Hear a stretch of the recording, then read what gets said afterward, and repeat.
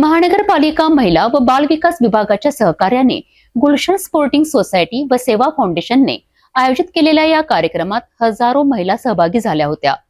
स्थानीय युसुफ पॅलेस अस्मा कॉलनी येथे महिलांसाठी स्वयंरोजगार व कौशल्य विकासाचा कार्यक्रम आयोजित करण्यात आला। या उपक्रमात महिलांना सिलाई प्रशिक्षण, ब्युटी पार्लर प्रशिक्षण अशा विविध विषयांवर मार्गदर्शन करण्यात आले। कार्यक्रमाच्या अध्यक्षस्थानी जामा मस्जिद मरकज कमिटीचे अध्यक्ष हाजी मोहम्मद शकील होते। प्रमुख पाहुण्या म्हणून निदा एज्युकेशन सोसायटीच्या मोहतरमा हिना नावेद हुसेन उपस्थित होत्या।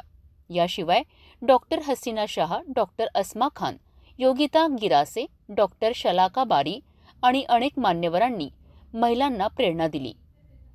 कार्यक्रमाच्या दरम्यान अतिथींनी महिलांना कौशल्य प्रशिक्षणाचे प्रमाणपत्र वितरित केले आणि स्वयंरोजगारासाठी मार्गदर्शन केलेत। आयोजक मोहतरमा रुबीना परवीन जावेद अहमद जमदार यांनी कार्यक्रमाची मांडणी केली होती। कार्यक्रमाचे सूत्रसंचालन अकील खान यांनी अत्यंत कौशल्यपूर्ण रीतीने केलेत। महिलांनी या उपक्रमाला भरभरून प्रतिसाद दिला आणि मार्गदर्शनाने प्रेरणाही घेतली आहे।